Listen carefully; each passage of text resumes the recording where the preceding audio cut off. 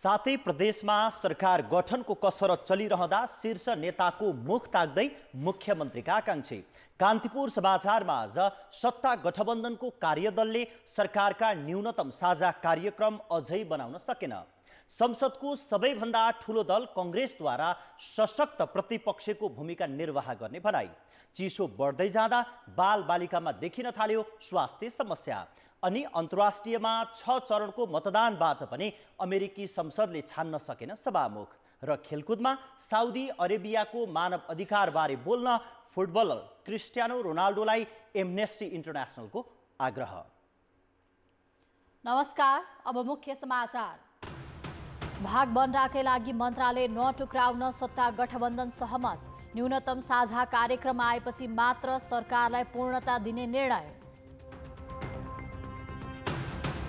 मुलुकभरका 53 विमानस्थलमा उड्ने जहाजको संख्या 51 मात्रै।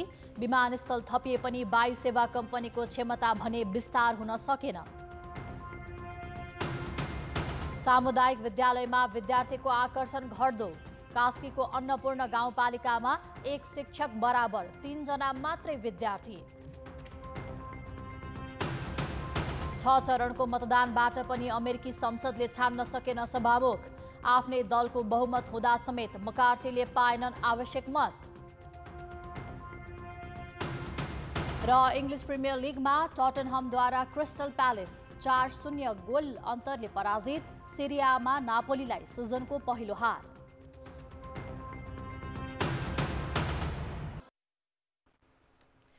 सत्तारूढ गठबन्धनले न्यूनतम साझा कार्यक्रम सार्वजनिक गरेपछि मात्र सरकारलाई पूर्णता दिने निर्णय गरेको छ। प्रधानमन्त्री निवास बालवाटारमा बसेको सत्ता साझेदार दलका शीर्ष नेताको बैठकले न्यूनतम साझा कार्यक्रमपछि मन्त्री परिषदलाई पूर्णता दिने निर्णय गरेको हो। त्यसैगरी भागबण्डा पुर्याउने नाममा मन्त्रालय नटुक्राउन पनि नेताहरू सहमत भएका छन्। बैठकमा मन्त्री परिषद विस्तार लगतै राष्ट्रपति, उपराष्ट्रपति लगायत सातै प्रदेशका प्रमुख, मुख्यमन्त्री र सरकारको विषयमा सहमति गरेर अघि बढ्ने बारे छलफल भएको सहभागी एक नेताले बताए।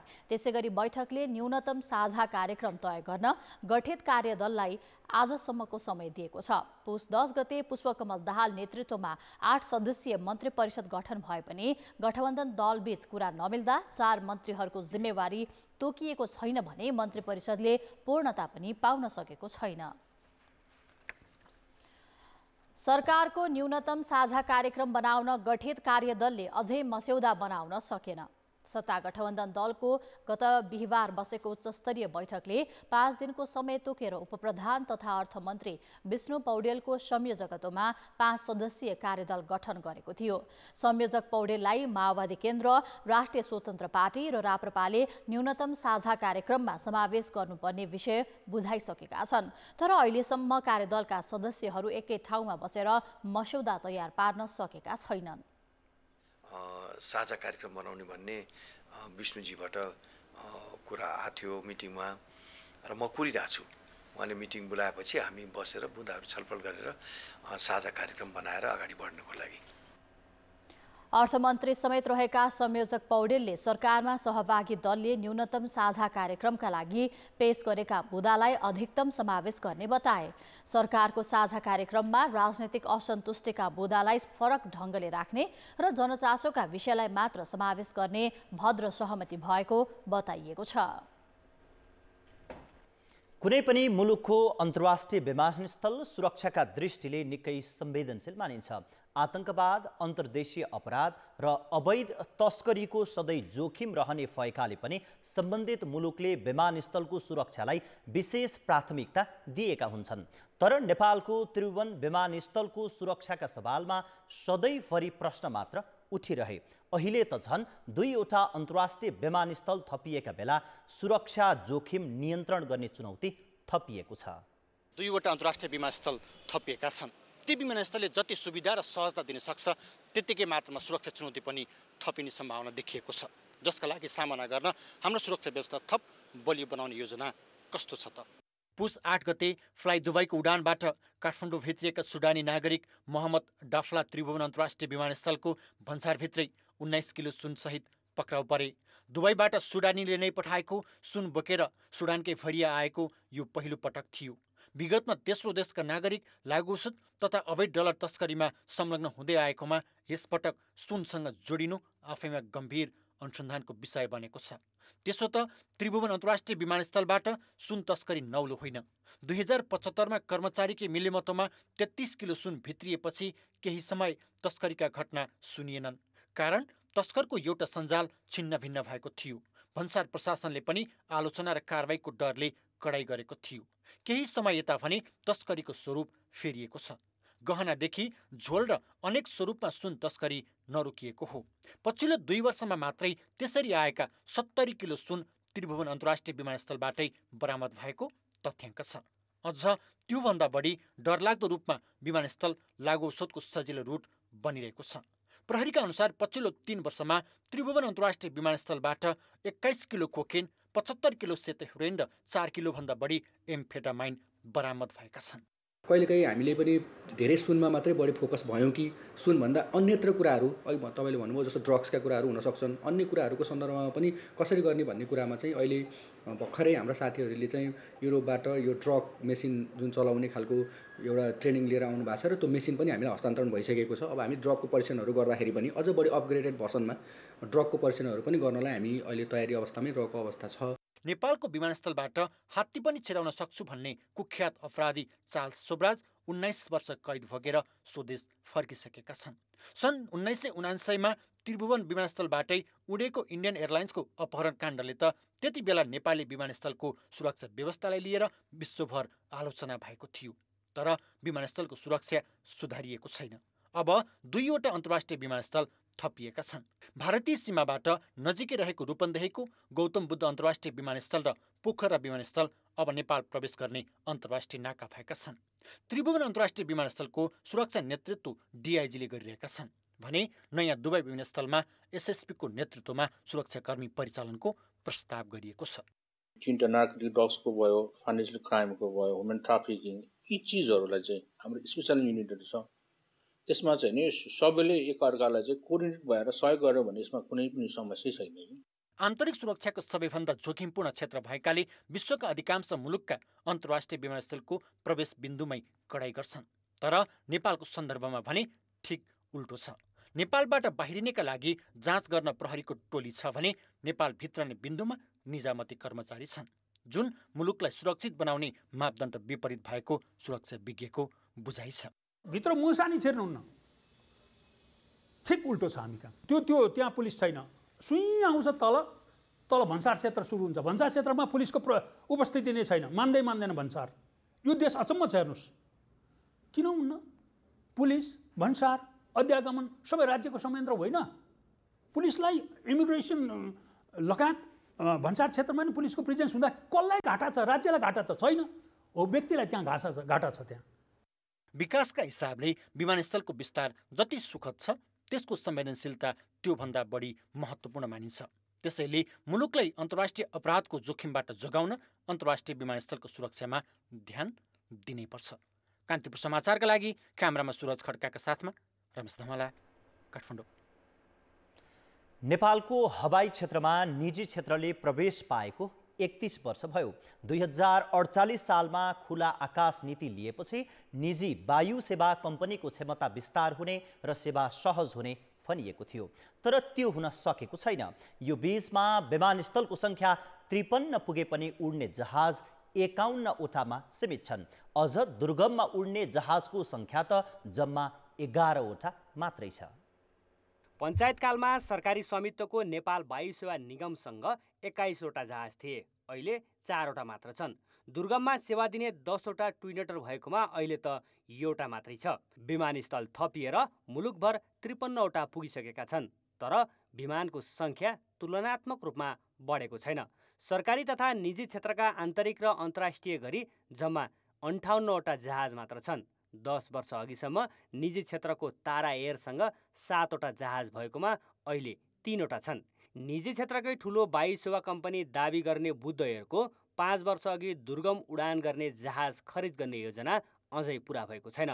यतिको सहायक कम्पनी ताराले समेत जहाजको संख्या घटाउँदै लगेको छ। हाम्रो अहिले प्लान ड्रपै त गरेका छैनौँ हामीले, तर अहिले बिजनेस फिल्ड नगरिकन ल्याएर एयरलाइन्स भनेपछि तपाईँ संसारमा धेरै एयरलाइन्स डुबेको छ होइन। हामीले ल्याएर भोलि नचल्ने र यहाँको एयरलाइन्स अहिले जसले दुर्गम गरिरहेछ उनीहरूलाई बिजनेस पुग्ने बिजनेस छैन। हामीले ल्याएर कम्पिटिसन गर्नुभन्दा सिचुएसन हेर्दैछु, भोलि राम्रो भयो, टुरिस्ट पनि सबै ठाउँमा पुग्यो, सबै चिज भयो भने डेफिनेटली त्यो बेला हामी सोचेरै ल्याउन सकिन्छ। प्राइभेट कम्पनीहरूले घाटामा खाएर जहाजहरू थपिरहन्छन् भन्ने छैन, केही समय घाटामा खान्छ तर भोलि नाफा होला कि भन्ने हिसाबले गर्ने हो। अहिलेको सरकारको नीति र अहिलेको अवस्थामा त केही प्लान गर्न सक्ने अवस्थै छैन दुर्गमको लागि। कोभिड महामारीपछि विश्वभर जहाज, स्पेयर पार्ट्स, इन्धनमा भएको मूल्यवृद्धि र बैंकिङ क्षेत्रमा तरलता अभाव बाधक बनेको छ। अहिले तत्कालै त हुँदैन कुनै। अब इकोनोमिक सिस्टम अलिकति चलायमान भयो, ब्याङ्किङ लोन अलि इजी भयो भने अलिकति डेफिनेटली हो। ब्याङ्किङ फ्लेक्सिबल भएर लोनको मात्रा बढ्न थाल्यो भने इमिडिएटली यहाँ चाहिने जहाजहरूको सङ्ख्या बढ्ने, क्यापेसिटी बढ्ने, अनि दुर्गममा जाने, सबैतिर जाने, त्यो चाहिँ फेसिलिटी बढ्छ। अन्यथा यो के हो भने घट्छ नै। विमानस्थलको स्तर उन्नति गर्न मात्रै गत आर्थिक वर्षमा नागरिक उड्डयन प्राधिकरणले 10 अर्ब 9 करोड खर्च गरेको छ, तर विमान नै नहुँदा खर्चको सदुपयोग भएको छैन। विमानस्थलको युज बढाउनको लागि हवाई सेवा कम्पनीको वायुयानको सङ्ख्या बढाउनुपर्छ। त्यसको लागि चाहिँ आर्थिक रूपमा सहुलियत दिएर हुन्छ कि प्राविधिक रूपमा उहाँहरूलाई चाहिँ अलिकति फास्ट्यागबाट हुन्छ कि आयल निगमले लिने चार्जहरू र अन्य तपाईँको चाहिँ के अरे भन्सार सम्बन्धीका चार्जहरूमा चाहिँ सर्टेन पर्सेन्ट सहुलियत गरेर भए पनि वायुयानको क्षमता विस्तार गर्नुपर्छ, वायुयानहरूको सङ्ख्या बढाउनुपर्छ। वायुयानको सङ्ख्या बढाएपछि बल्ल विमानस्थलहरूको निर्माण भएको काम लाग्छ र निर्माण भएका विमानस्थलहरू तपाईँको चाहिँ प्रोपर युटिलाइजेसन हुन्छ भन्ने प्राधिकरणको मान्यता रहेको छ। अहिले ATR 72 चल्ने 12वटा विमानस्थल छन् भने ट्विनेटर चल्ने 33वटा छन्। त्यस्तै दैनिक 18 घण्टा चल्ने विमानस्थलको सङ्ख्या 11 छ। यी विमानस्थल पूर्ण क्षमतामा सञ्चालनमा ल्याउन विमान त कम छ नै, यात्रा पनि महँगो हुँदा राज्यले गरेको अरबौँ रकमको सदुपयोग हुन सकेको छैन। कान्तिपुर समाचारका लागि क्यामेरामा राजेन्द्र महर्जनका साथ भरत रावल, काठमाडौँ।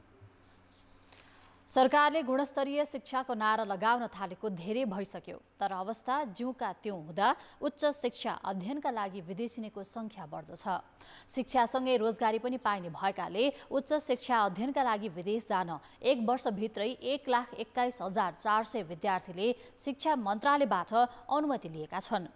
शिक्षालाई सिप र रोजगारीसँग जोड्ने गरी नीति परिवर्तन नहुँदा विदेशीले विद्यार्थी नघटेका हुन्। विराटनगरकी आस्था निरौला उच्च शिक्षा अध्ययनका लागि क्यानाडा जाने तयारीमा छिन्।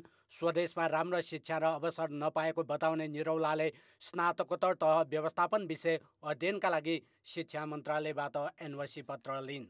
अब मेरो फर्दर भनेको चाहिँ यता ब्रोकर सेक्युरिटीहरूतिर जानु मन लागेको छ मलाई, इन्भेस्टमेन्ट सेक्टरमा।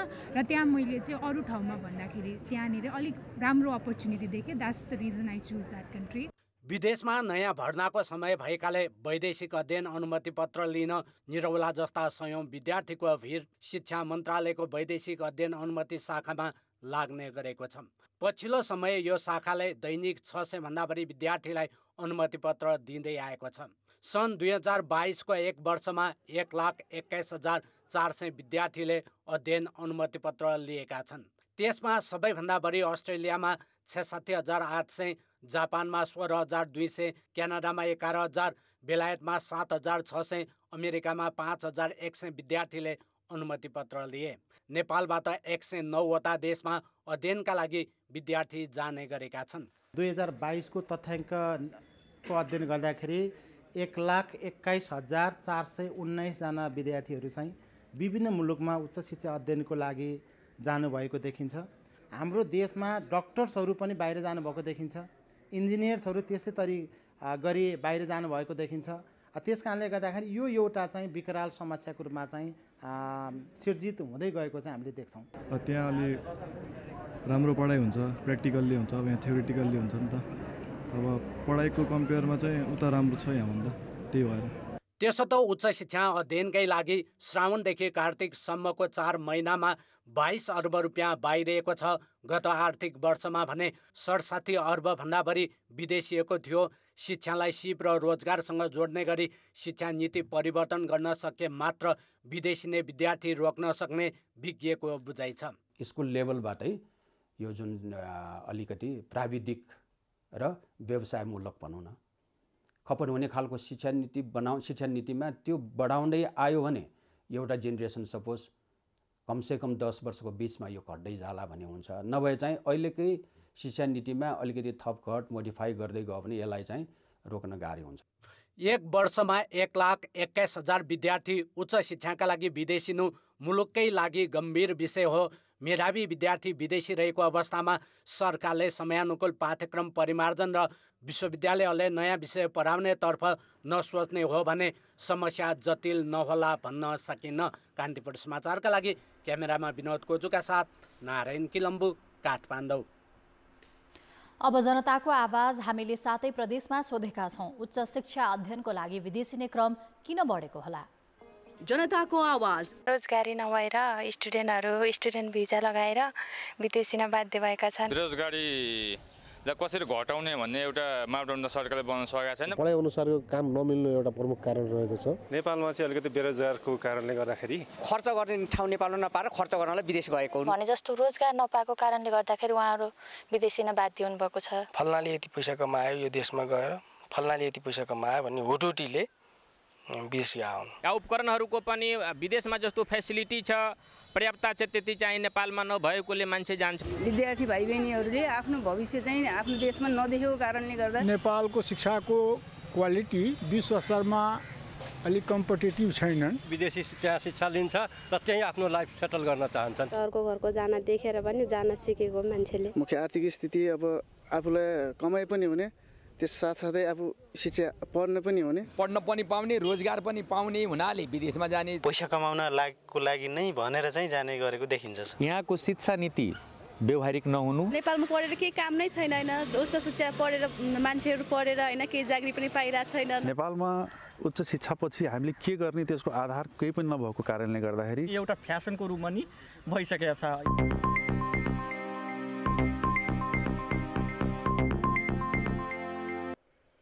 पहाडी क्षेत्रमा एक शिक्षक बराबर 45 जना विद्यार्थी हुनुपर्ने सरकारी मापदण्ड छ।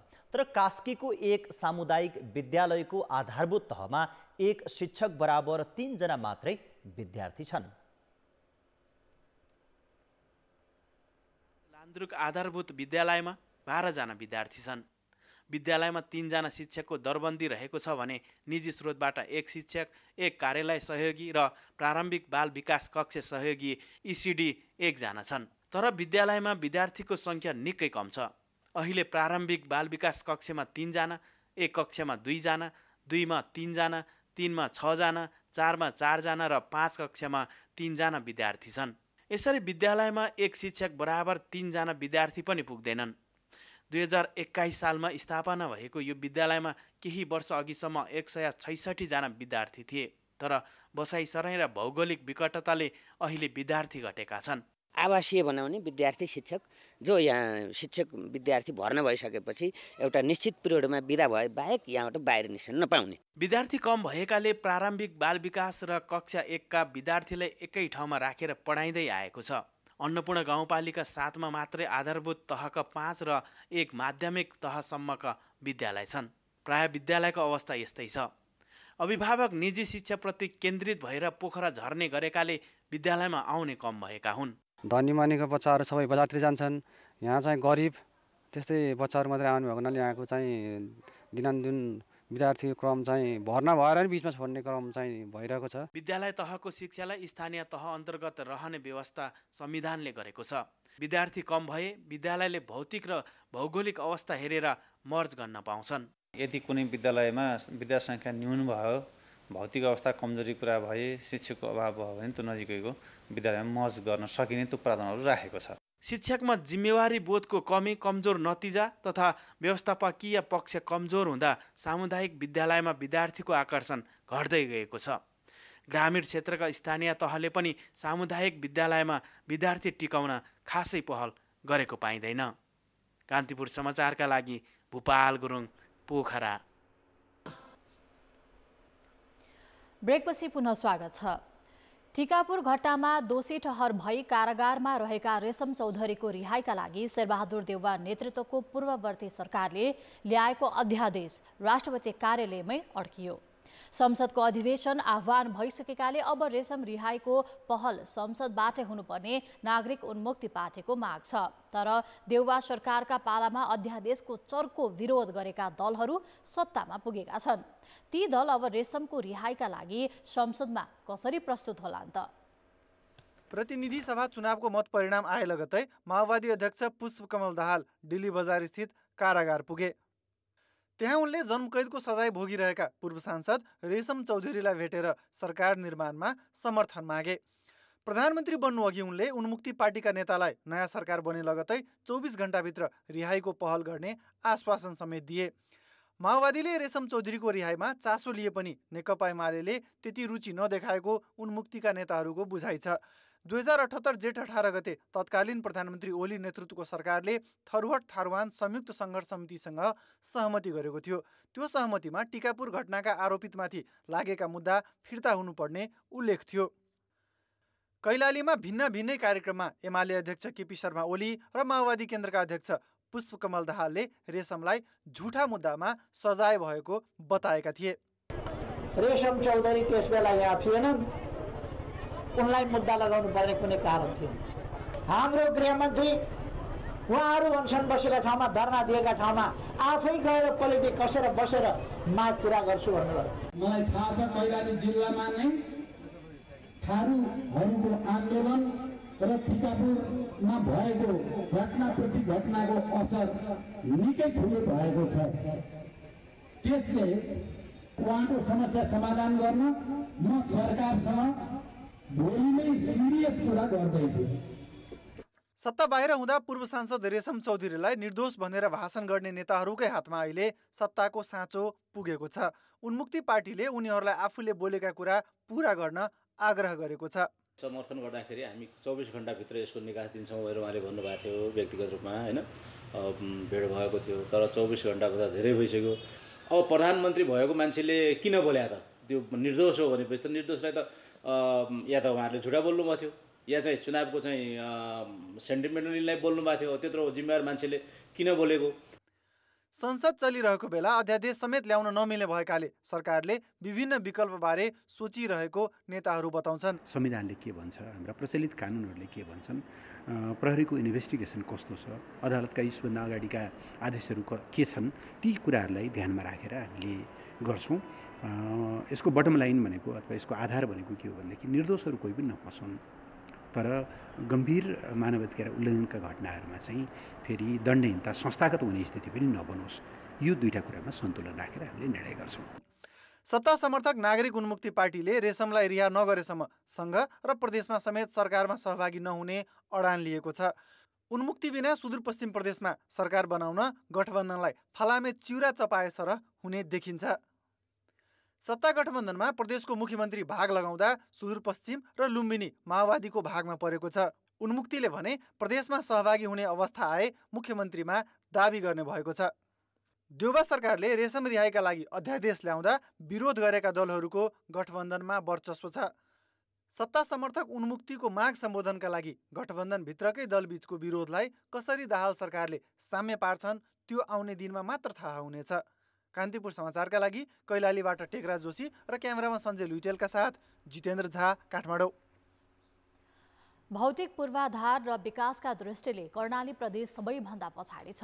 पर्यटन, जलस्रोत र जडीबुटीको प्रचुर सम्भावना भएर पनि अपेक्षित विकास हुन नसकेको कर्णालीले संघीयता कार्यान्वयनपछि जनजीवनमा परिवर्तनको अपेक्षा गरेको थियो। तर पछिल्ला 5 वर्षमा कर्णालीवासीको जीवनस्तरमा खासै सुधार देखिएन। 5 वर्षमा 2 पटक सरकार फेरिए। स्वयं कर्णालीवासीले नै शासन गर्ने ठाउँमा पुगेका छन्। विकास र सुशासनको खोजेको कर्णालीमा राजनीति नै हावी हुँदा अहिले पनि केन्द्रीय नेतृत्वको आडमा पद हत्याउने दाउपेच चलिरहेको छ। 2072 मा जारी संविधान र 2074 को चुनावपछि मुलुकमा संघीयताको कार्यान्वयन भएसँगै कर्णालीले आफ्नै सरकार बनाउने अवसर पाएको हो। केन्द्रीय राज्य सत्ताले अधिकार नदिएको गुनासो गर्ने कर्णालीवासीका लागि प्रदेश सरकार आशाको केन्द्र पनि थियो। तर नेताहरू प्रदेशको विकासभन्दा केन्द्रको सिको गर्दै शक्ति हत्याउनमै केन्द्रित रहे। एमालेको सहयोगमा 2074 फागुन 3 गते माओवादी केन्द्रबाट विकट कालीकोटका महेन्द्रबहादुर साईले मुख्यमन्त्री बनेर 3.5 वर्ष सरकार चलाए। तत्कालीन नेकपाभित्रको विवाद कर्णालीबाटै उजागर भयो। एमालेका 4 जना सांसदले त फलोर करस नै गरे। माओवादीका महेन्द्रपछि 2078 कार्तिक 16 गते नेपाली कङ्ग्रेसबाट अझै विकट जिल्ला हुम्लाका जीवनबहादुर साईले सत्ता सम्हाले। मन्त्रालय र मन्त्री थप्ने होडबाजी नै चल्यो। गैर सांसद समेत मन्त्री बने। 40 सदस्यीय प्रदेश सभामा 22 जना मन्त्री बने। पटक पटक मन्त्री फेरिदा पनि विकासको अवस्था भने उस्तै रहिरह्यो। लामो समयदेखि बन्दै गरेका सडक आयोजनाहरू अलपत्र छन्, बनिरहेका छैनन्।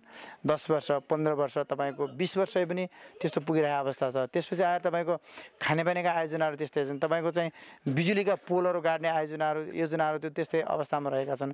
अरू पूर्वाधार निर्माणका जो कामहरू छन् त्यो पनि अलपत्र परिरहेका छन्। तपाईँको विद्युतको कुरा गर्ट्यौँ भने ठेकदारहरूले अलपत्र पारिरहेको अवस्था हामी देख्छौँ र देखिएको पनि छ र अरू सडकको कुरामा पनि त्यही ढङ्गको हामी देख्छौँ। कर्णालीका 28% नागरिकलाई अहिले पनि बिहान बेलुकाको छाक टार्ने समस्या छ। गरिबीको दर 51.2% र निरपेक्ष गरिबीको रेखामुनिको जनसङ्ख्या 28.9% छ। नेपालको कुल भूभागको 21.6% ओगटेको कर्णाली प्रदेशमा 13.2% मात्रै खेतीयोग्य जमिन छ।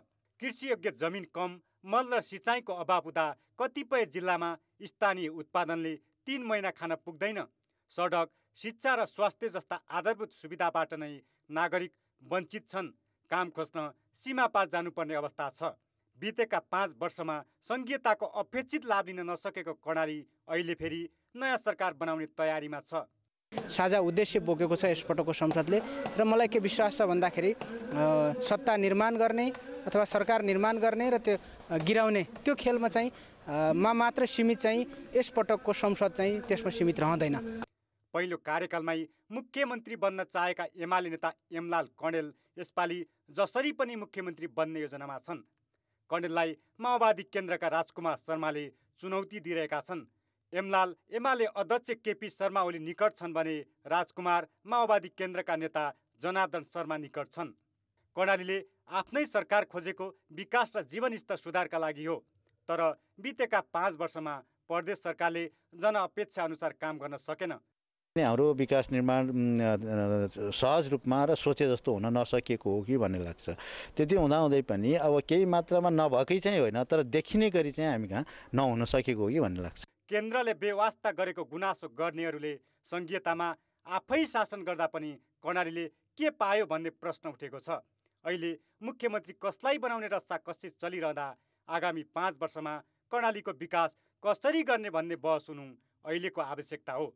कान्तिपुर समाचारका लागि सुर्खेत सहकर्मी कमल पन्त र जाजरकोट सहकर्मी सरोज ओलीको सहयोगमा प्रकाश बम, काठमाडौँ। अब जनमत। हाम्रो प्रश्न छ, कर्णालीका मुद्दामा राजनीतिक नेतृत्व किन संवेदनशील नदेखिएको होला? ए, सत्तामा मात्र रमाउने प्रवृत्ति, बी, दुर्गमको दुःख नबुझेर, र सी, भूगोलको बाध्यता। जनमतको अन्तिम परिणाम आज साँझ 8 बजेको कान्तिपुर समाचारमा प्रसारण गर्नेछौँ। कृपया NEWS न्युज स्पेस AB वा सी टाइप गरी 34001 मा SMS गरी आफ्नो मत व्यक्त गर्नुहोला। पश्चिम नवलपरासीमा शीतलहर बढेपछि जनजीवन प्रभावित बनेको छ। घाम नलाग्ने र बाक्लो हुस्सुले गर्दा एक्कासी जाडो बढेको छ। जाडो छल्नका लागि सर्वसाधारण चिया पसल र चोकमा आगो तापेर बस्ने गरेका छन्। चिसोका कारण बजार तथा पसलमा मानिसहरूको भिडभाड घटेको छ। जाडोका कारण जिल्लाको मुख्य व्यापारिक केन्द्र परासी, सुनवल, बर्दघाट लगायतका बजारमा सुनसान छ। यस अघिका वर्षमा स्थानीय तहले आगो ताप्नका लागि चोकमा दाउरा वितरण गर्ने गरेको भए पनि यस वर्ष दाउरा वितरण गरिएको छैन। योग र ध्यानको प्राकृतिक विधिबाट शारीरिक तन्दुरुस्तीका साथै व्यक्तिमा सकारात्मक सोच र व्यक्तित्व विकास गर्ने उद्देश्यका साथ सरकारले नागरिक आरोग्य कार्यक्रम भोजपुरमा पनि सुरु गरेको छ। सरकारको नीति तथा कार्यक्रमको नसर्ने रोगको रोकथामका लागि नागरिक आरोग्य कार्यक्रम सुरु गरेको हो। पछिल्लो समय नेपालमा मृगौला, मस्तिष्कघात, हृदयघात, उच्च रक्तचाप र कलेजो सम्बन्धीको रोग लगायतका नसर्ने रोगको आक्रमण बढ्दै गएको छ। नसर्ने रोगले विकराल रूप लिन थालेपछि रोगबाट हुने गरेको असामयिक मृत्यु समेतलाई मध्यनजर गरी सरकारले आफ्नो मौलिक पद्धति अवलम्बन गरी नागरिक आरोग्य कार्यक्रम गरेको आयुर्वेद स्वास्थ्य केन्द्र भोजपुरले जनाएको छ। अर्थ र विकास। नयाँ सरकार बनेको 10 दिन नबित्दै नेपाल राष्ट्र बैंकले चालु पुँजी कर्जा मार्गदर्शन संशोधन गरेर व्यवसायको माग पूरा गरेको छ। तोकिए भन्दा बढी कर्जा गत कार्तिकमै फिर्ता गर्नुपर्ने प्रावधान संशोधन गरेर राष्ट्र बैंकले यसको म्याद 2082 असार मसान्तसम्म पुर्याएको हो। नियम विपरीत शेयर र घर जग्गामा लगानी गरेका व्यवसायीहरू यस्तो कर्जाको सीमा घटाउन माग गर्दै 4 महिनादेखि आन्दोलनमा थिए। ठूला व्यवसायीहरूको माग चालु पुँजी कर्जा मार्गदर्शन संशोधन गराउने थियो भने साना व्यवसायीहरू ब्याज घट्ने आशमा बजारमा आएका थिए।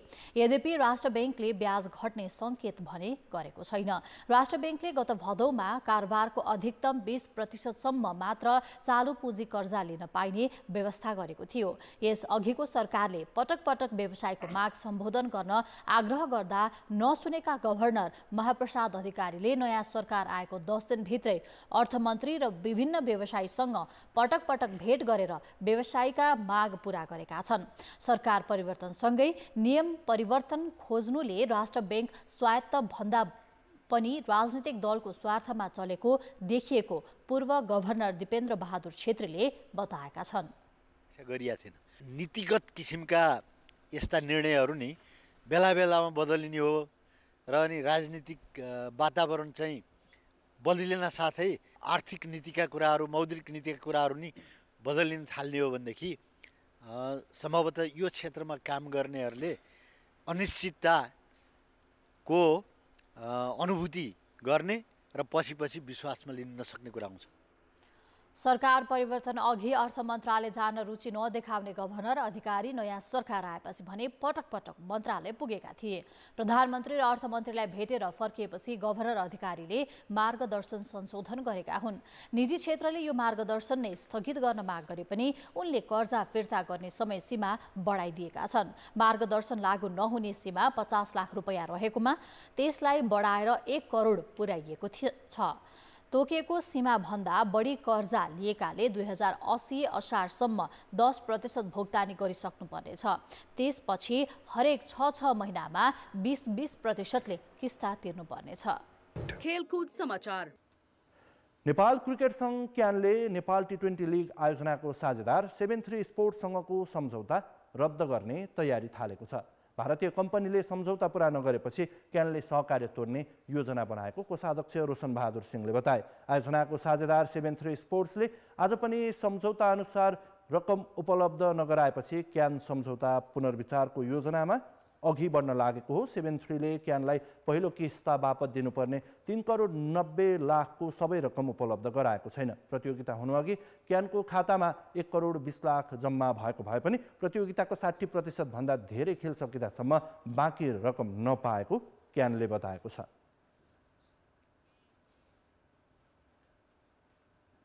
खेल समाचार अहिलेलाई यति नै। कान्तिपुर समाचार अहिलेलाई सकियो। कान्तिपुर टेलिभिजन हेर्दै गर्नुहोला। नमस्ते।